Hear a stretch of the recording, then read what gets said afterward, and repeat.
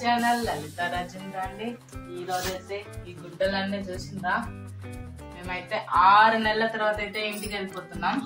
అంటే శాశ్వతంగా కాదు, మళ్ళొస్తాము. సెలవుకైతే వెళ్ళిపోతున్నాము 6 నెలల తర్వాత. చాలా హ్యాపీగా ఉంది. ఒక ముఖ్యమైన ఫంక్షన్ కి అయితే వెళ్తున్నాం మా ఇంట్లో. ఇప్పుడు ఈ బట్టలన్నీ సర్దుకుంటున్నాం. చూడండి ఎన్ని బట్టలు ఉన్నాయి, ఇవన్నీ సర్దాలి. బావా, నీ ఫీలింగ్ ఏంటి? 6 నెలల తర్వాత ఇంటికి పోతున్నా కదా. చాలా హ్యాపీ. మామ నిజం చెప్పా, హ్యాపీగా ఉందా?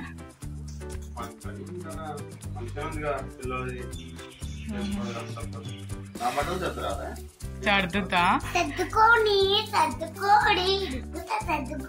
మా అమ్మలకి కూడా బల్లైందన్న చాలా హ్యాపీగా ఉంది. ఇవన్నీ అయితే సర్దాలి, చాలా టైం పట్టేటట్టుంది. మా కన్నయ్య అందుకే నిద్ర వచ్చేసిన, ప్రశాంతంగా వాడు నిద్ర పోతుండో మేము కూడా సర్దుకుంటున్నాం. సర్దినావు బావా?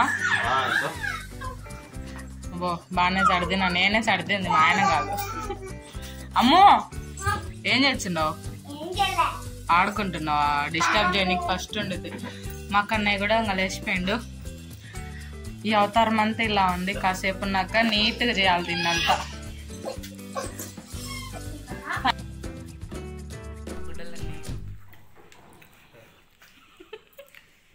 అన్నం తింటుండు సర్దుకున్నా.